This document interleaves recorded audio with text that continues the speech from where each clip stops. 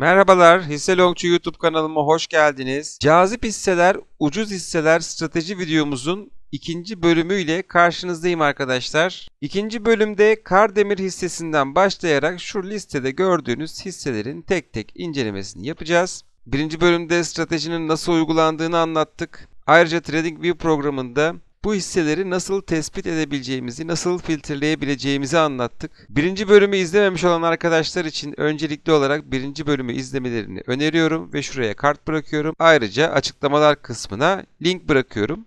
Başlamadan önce burada anlatılanların yatırım tavsiyesi olmadığını hatırlatmak isterim. Tamamen eğitim amaçlıdır.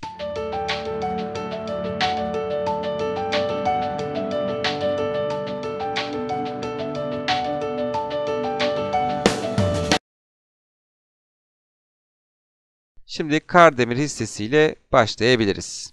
Kardemir hissesinde %29'luk karlılık durumundayız şu anda. 25 Mart haftasında alımımızı yapmışız. -90 seviyesinin altında kapanış yaptığı hafta.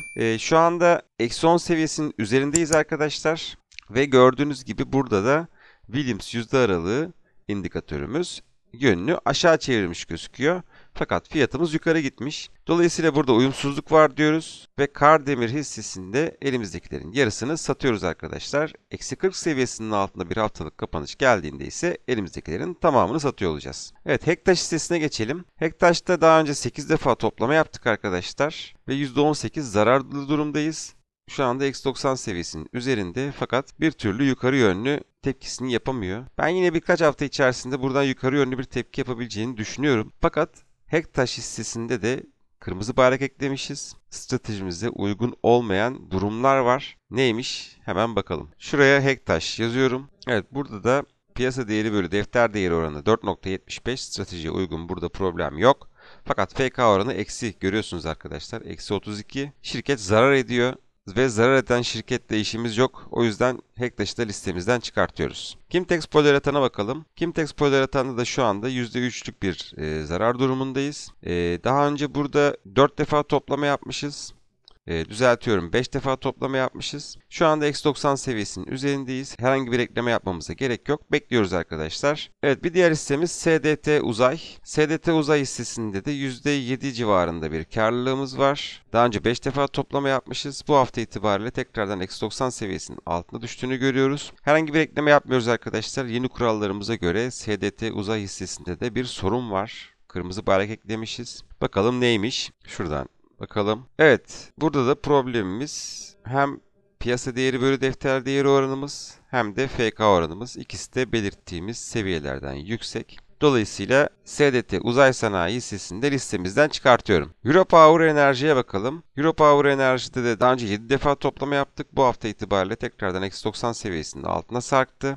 Yeni alım yapmıyoruz. Listemize geçen hafta eklediğimiz kurallara göre bir problem var. Neymiş bakalım arkadaşlar. Europower Enerji'de. Bakalım, hemen şuraya yazalım. Evet, Europower Enerji listesinde de FK oranımız belirttiğimiz seviyeden yüksek gözüküyor. Belirttiğimiz seviye 20 seviyesiydi arkadaşlar. Dolayısıyla Europower Enerjisini de listemizden çıkartıyorum. Artık stratejimize uygun değil. Bir diğer hissemiz Smart Güneş Enerjisi. Smart Güneş Enerjisi hissesinde şu anda %3'lük bir zararlı durumdayız. -90 seviyesinin üzerinde. Williams indikatörümüz. Daha önce 6 defa toplama yapmışız. Fakat burada da stratejimize uygun olmayan bir durum var. Bakalım neymiş? Evet, Smart Güneş Enerjisi hissesinde de hem piyasa değeri bölü defter değeri oranımız hem de FK oranımız yeni koyduğumuz kurallara göre uygun değil arkadaşlar. Yeni koyduğumuz kurallara göre piyasa değeri bölü defter değeri oranımız 5'ten küçük olmalı. FK oranımız da 20'den küçük olmalı. Smart Güneş Enerjisi hissesini de listemizden çıkartıyorum. GESAN'a bakalım. GESAN'da da aynı şekilde daha önce toplamalarımızı yapmışız. Yeni koyduğumuz kurallara göre problem gözüküyor. Şu anda %10 zararlı durumdayız. Şöyle bakalım, neymiş problem, ona bakalım arkadaşlar. Evet, GESAN hissesinde de FK oranımız çok yüksek gözüküyor, 32. Dolayısıyla GESAN hissesini de listemizden çıkartıyorum. Alfas'a bakalım.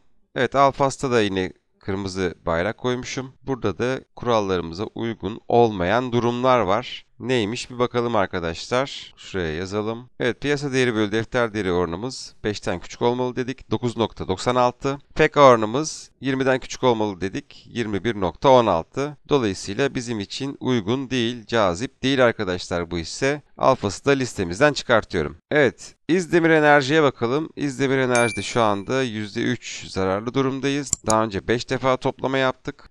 Şu anda -90 seviyesinin üzerindeyiz. Herhangi bir ekleme yapmıyoruz. Bekliyoruz. Önümüzdeki dönemde buralardan yükselişe geçmesini bekleyebiliriz. QA Granite'e bakalım. QA Granite'de de %3 civarında zarardayız. QA Granite hissesinde daha önce 2 defa toplama yapmışız. -90 seviyesinin altında kaldığı haftalarda. Bu haftada -90 seviyesinin altındayız. Burada bir alım daha ekleyebiliriz arkadaşlar. QA Granite hissesine şuraya ekledik. Tat Gıda'ya bakalım. Evet, Tat Gıda'da daha önce 4 defa toplama yaptık. Şu anda -90 seviyesinin üzerinde. %1 civarlarında bir zarardayız şu anda ortalama maliyetimize göre. Tat Gıda hissesinde de kırmızı bayrak koymuşum. Bir problem var şirkette arkadaşlar. Şöyle bakalım. Daha doğrusu stratejimize göre bir problem var. Piyasa değeri bölü defter değeri oranımız 5'ten küçük. Burada problem yok. FK oranımız -7. Şirket zarar ediyor arkadaşlar. Zarar eden şirkette işimiz yok. Dolayısıyla Tat Gıda hissesini de listemizden çıkartıyoruz. Evet, Şeker Gayrimenkul'e bakalım. Daha önce 5 defa toplama yaptık. Şu anda %0.28'lik bir karlılık durumdayız. -90 seviyesinin üzerindeyiz. Herhangi bir ekleme yapmıyoruz. Bekliyoruz. Kristal Kola'ya bakalım. Kristal Kola'da da %5'lik bir zarar durumu gözüküyor. Daha önce 3 defa toplama yapmışız. Şu anda -90 seviyesinin üzerinde. Burada da kırmızı bayrak koymuşuz. Bir problem var. Neymiş bakalım. Evet, Kristal Kola hissesinde de FK'mız -78 gözüküyor arkadaşlar. Dolayısıyla şirket zarar ediyor. Kristal Kola hissesini de listemizden çıkartıyorum. KRGO hissesine geçelim. Daha önce 3 defa alım yaptık. Şu anda %10'luk karlılık durumumuzdayız. -10 seviyesinin üzerine atıp bu hafta -40 seviyesinin altında kapanış yaptığı için stratejimize göre hissemizin tamamını satıyoruz ve %10'luk bir karlılık durumuyla KRGO hissesini listemizden çıkartıyorum. RTA laboratuvarlarına geçelim. Burada da %3.77'lik bir karlılığımız var. Daha önce 3 defa toplama yapmışız. Fakat burada RTA laboratuvarlarında da kırmızı bayrak koymuşum. Stratejimize uygun olmayan bir durum var. Neymiş bir bakalım. Evet, RTA laboratuvarlarında da FK oranı -12. Dolayısıyla şirket zarar ediyor. O yüzden RTA laboratuvarlarını da listemizden çıkartıyorum. Evet. Hedef Holding'e bakalım. Hedef Holding hissesinde %13'lük bir karlılık durumundayız. Daha önce 2 defa toplama yapmışız. -90 seviyesinin altında kaldığı haftalarda. Şu anda henüz -10 seviyesinin üzerine atabilmiş değiliz. Burada da bir kırmızı bayrak koymuşum. Bir problem var arkadaşlar. Neymiş bakalım. Evet, Hedef Holding hissesinde de FK oranı -9.64 görüyoruz. Dolayısıyla şirket zarar ediyor arkadaşlar. Zarar eden şirkette işimiz yok. %13'lük bir karlılıkla bu hissemizi de satıyoruz ve listemizden çıkartıyorum. Uşak Seramik hissesine bakalım. Burada %14'lük bir zararlı durumdayız. Şu ana kadar daha önce bir defa toplama yapmışız. Bu hafta itibariyle -90 seviyesinin altında bir kapanış daha yapmış.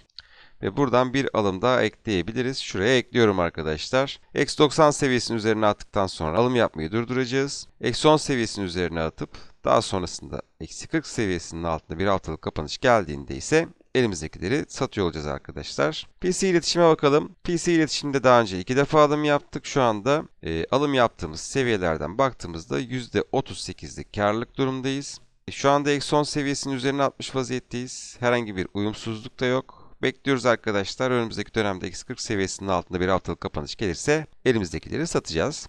Ereğli hissesine geçiyorum. Ereğli hissesinde de 25 Mart haftasında alımımızı yaptık. Sonrasında gayet güzel bir yükseliş geldi. Ereğli hissesi özelinde bir video da yapmıştım arkadaşlar. Orada hedef fiyatları da belirtmiştik. O videonun da kartını şuraya bırakıyorum. İsteyen arkadaşlar oradan ulaşabilirler. Şu anda alım yaptığımız seviyeden %15 karlı durumdayız. -10 seviyesinin üzerindeyiz. Herhangi bir ekleme yapmıyoruz. Bekliyoruz arkadaşlar Ereğli hissesinde. -40 seviyesinin altında bir haftalık kapanış geldiğinde ise elimizdekileri satıyor olacağız. Petkim'e bakalım. Petkim'de de şu anda %7.63'lük karlı durumdayız. 25 Mart haftasında alımımızı yaptık. Şu anda henüz -10 seviyesinin üzerine atmış değiliz. Eksi 90 seviyesinin üzerinde olduğumuz için herhangi bir ekleme de yapmıyoruz. Şekerbank'a bakalım. Şekerbank'ta da %23 karlılığımız var. 25 Mart haftasında alımımızı yaptık. Eksi 90 seviyesinin üzerindeyiz. Hatta eksi 10 seviyesinin de üzerine atmışız. Ve şu anda da yönünü aşağı çevirmiş gözüküyor. Williams yüzde aralığı indikatörü. Geçtiğimiz haftaya göre fiyatın yükselmiş olmasına rağmen Williams yüzde aralığı indikatörü yönünü aşağı çevirmiş. Dolayısıyla Şekerbank hissesinde elimizdekilerin yarısını satıyoruz arkadaşlar. Eksi 40 seviyesinin altında bir haftalık kapanış gelirse elimizdekilerin tamamını satıyor olacağız. DEVA hissesine geçiyorum. DEVA Holding hissesinde alımımızı 25 Mart haftasında yaptık ve arkasından çok güzel bir yükseliş geldi arkadaşlar. Şu anda %45 karlılığımız var. Eksi 10 seviyesinin üzerine attı. Artık önümüzdeki haftadan itibaren uyumsuzluk arıyor olacağız. Ve oluşan her uyumsuzlukta elimizdekilerin yarısını satacağız. Eksi 40 seviyesinin altında bir haftalık kapanış geldiğinde ise elimizdekilerin tamamını satacağız. Çemtaş hissesine geçiyorum. Çemtaş hissesinde %16 karlılığımız var. 25 Mart haftasında alımımızı yaptık. Güzel bir yükseliş geldi arkasından. Fakat Çemtaş hissesinde de kırmızı bayrak koymuşuz. Stratejimize uygun olmayan bir durum var. Neymiş bakalım. Evet, Çemtaş hissesinde piyasa değeri bölü defter değeri oranı 5'ten küçük olmalı dedik. Evet, uygun, problem yok. FK oranımız 20'den küçük olmalı dedik. Uygun değil. 49 seviyesinde şu anda. Çemtaş hissesini listemizden çıkartıyoruz. %16 karlılıkla. Evet, Eczacıbaşı Yatırım Holding hissesine geçiyorum. Burada da 25 Mart haftasında alımımızı yaptık. Şu anda %8'lik karlılığımız var. Eksi 10 seviyesinin üzerine attığını, bu haftada eksi 40 seviyesinin altında bir kapanış yaptığını görüyorsunuz. Eksi 40 seviyesinin altında bir kapanış varsa elimizdekilerin tamamını satıyoruz. %8'lik karlılıkla bu hisseden çıkabiliriz. Ayrıca bu hissede yine stratejimize uygun olmayan bir durum var arkadaşlar. Neymiş bakalım. Evet, baktığımızda FK oranımız stratejimize uygun olmayan bir duruma gelmiş. Zaten eksi 40 seviyesinin de altında bir haftalık kapanış var. %8 karlılıkla bu hisseyi de listemizden çıkartıyoruz. Evet, Ege Gübre Sanayi hissesine geçelim. Burada %5 civarında bir karlılığımız var. Eksi 90 seviyesinin üzerindeyiz. Herhangi bir ekleme yapmıyoruz. Bekliyoruz. İş-GEO'ya bakalım. İş-GEO'da %19 karlılığımız var. Eksi 90 seviyesinin üzerindeyiz. Herhangi bir ekleme yapmıyoruz. Bekliyoruz. Akçansa'ya bakalım. Akçansa'da %yarımlık bir karlılığımız var. Daha önce 2 defa alım yaptık. Eksi 10 seviyesinin üzerine atmadan eksi 40 seviyesinin altına düştüğü için herhangi bir şey yapmıyoruz. Bekliyoruz arkadaşlar. Eksi 90 seviyesinin altında kapanışlar yaparsa toplamaya devam edeceğiz. Astor'a geçiyorum. Astor hissesinde %15 karlılığımız var. 1 Nisan haftasında alımımızı yaptık. Sonrasında güzel bir yükseliş geldi. Fakat Astor hissesinde de stratejimize uygun olmayan bir durum var. Neymiş bakalım. FK oranımız 16. Burada bir problem yok. 20'nin altında. Piyasa değeri bölü defter değeri oranımız 7.34. 5'in üstünde olduğu için Astor hissesini de listemizden çıkartıyorum. %15 karlılıkla. Aztek'e bakalım. Evet, Aztek'te daha önce 2 defa toplama yapmışız. Şu anda %15 zararlı durumda gözüküyoruz. Eksi 90 seviyesinin altında seyrediyor şu anda. Fakat stratejimize uygun olmayan bir durum olduğunu görüyoruz. Şöyle bakalım. Evet, şuradan Aztek diye arattığımızda. Evet, burada da FK oranının yüksek olduğunu görüyoruz. 22 seviyesinde. Aynı zamanda piyasa değeri bölü defter değeri oranımız da 5.87 seviyesinde. Stratejimize uygun değil. Ama şirket zarar etmiyor. Eksi 90 seviyesinin altında toplamaya devam etmek isteyen arkadaşlar da toplamaya yapabilirler. Ama ben stratejimize uygun olmadığı için listemizden çıkartıyorum.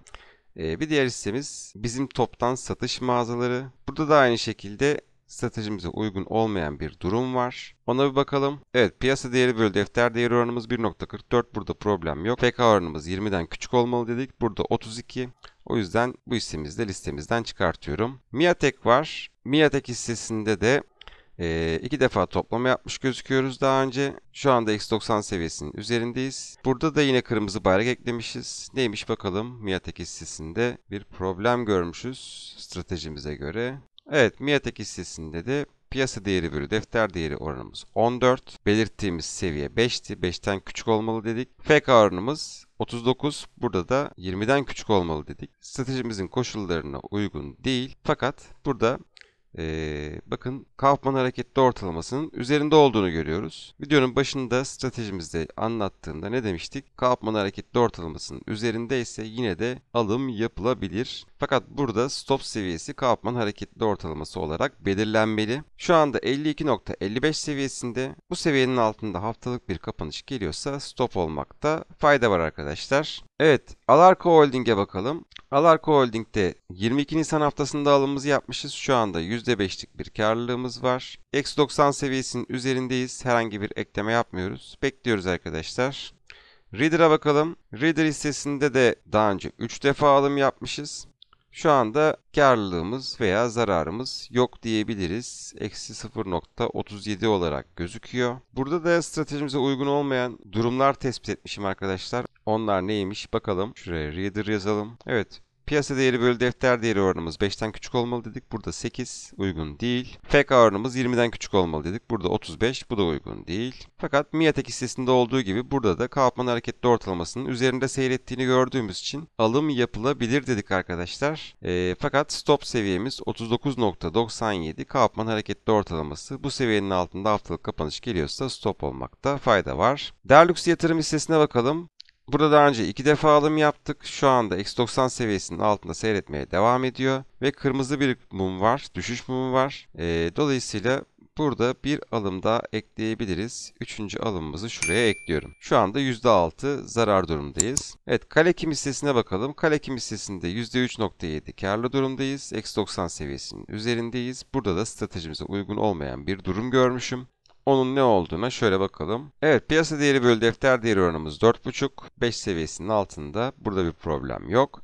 FK oranımız 20.36. Burada FK oranımız belirttiğimiz seviyeden biraz yüksek. 20 seviyesi olarak belirlemiştik. Bakalım Kaufman hareketli ortalamasının da altındayız. O yüzden Kalekim hissesini listemizden çıkartıyorum arkadaşlar. Bunu geçen hafta eklemiştik listeye. FK oranı 20'nin altındaydı. Bu hafta 20'nin üzerine çıktığı için ve aynı zamanda Kaufman hareketli ortalamasının da altında olduğumuz için listemizden çıkartıyorum. %3.7'lik karlılıkla. Evet, geçen hafta eklediğimiz bir diğer hisse Pasifik Gayrimenkul. Burada da bir hafta içerisinde %2.59'luk karlılığımız var. Eksi 90 seviyesinin üzerine attık. Herhangi bir ekleme yapmıyoruz. Bekliyoruz. Haftalık Kaufman hareketli ortalamasının da üzerindeyiz. Güzel, bir problem yok. Evet, yine geçen hafta eklediğimiz bir diğer hissemiz Tapti Oksijen.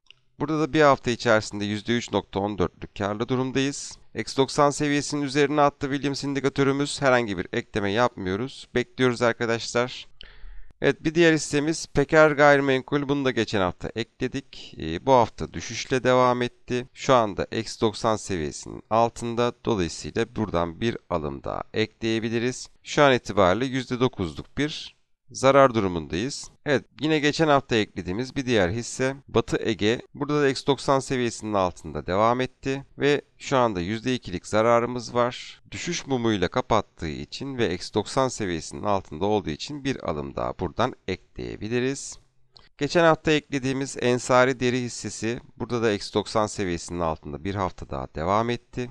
Şu anda %6 zarar durumundayız. Eksi 90 seviyesinin altında kapanış yaptığı için ve düşüş mumu olduğu için bir alım daha buradan ekliyoruz. Kafein hissesine bakalım. Kafein hissesini de yine geçen hafta aldık. Eksi 90 seviyesinin üzerine attı. Gayet güzel. Şu anda ise %9'luk karlı durumdayız. Fakat kafein hissesinde geçen hafta stratejimize uygunken bu hafta stratejiye uygun olmayan bir durum var. Neymiş? Ona bir bakalım. Evet, kafein hissesinde piyasa değeri bölü defter değeri 3.94, stratejimize uygun, bir problem yok. FK oranımız 21.44'e çıkmış, 20'yi geçmiş. Kaufman hareketli ortalamasının da altındayız. O yüzden kafein hissesini listemizden çıkartıyorum. %9 karlılıkla. Bantaş hissesine bakalım. Burada geçen hafta alımımızı yaptık. Bu hafta itibariyle %22'lik bir karlı duruma geçtik. Bir haftada gayet güzel bir kazanç oldu. Kaufman hareketli ortalamasının da üzerine attı. Gayet güzel. Şu anda herhangi bir ekleme yapmıyoruz. Bekliyoruz. Vera Concept hissesine bakalım. Bunu da geçen hafta ekledik. Şu anda %11 zarar durumunda gözüküyoruz. Düşüş mumuyla kapatmış ve eksi 90 seviyesinin altında. Buradan bir alım daha ekleyebiliriz ve ikinci alımımızı eklemiş olduk. Evet, bu hafta listemize yeni eklenen stratejiye uygun hisseler ise Bobet ve Kiler Holding hisseleri arkadaşlar. Bobet hissesiyle başlayalım. Bobet hissesi X90 seviyesinin altında haftalık kapanışını yaptı. Buradan ilk alımımızı ekleyebiliriz. Şuraya işaretimizi koyduk. Bakalım daha önce X90 seviyesinin altında kapanışları yaptıktan sonra şöyle baktığımızda %32'lik bir kar yakalamışız. Evet, Kiler Holding'e de bakalım. Kiler Holding'de de X90 seviyesinin altında burada bir alım ekleyebiliriz. Kiler Holding hissesinde de bakın daha önce 27 Kasım haftasında alım yapıp şurada eksi 40 seviyesinin altına düştüğü haftada hissemizi satmışız. Nasıl bir karlılık elde etmişiz? Şöyle baktığımızda %44'lük bir karlılık elde etmişiz. Bir önceki alımımızda. Şunu silelim, kafamız karışmasın. Bu haftada ilk alımımızı ekledik. Tekrar eksi 90 seviyesinin altında düştüğü için ve diğer koşullarımız da uygun gözüküyor. Evet, bu videomda aktaracaklarım bu kadar. Kanalıma abone olup bildirimleri açmayı unutmayın lütfen. Görüşmek dileğiyle.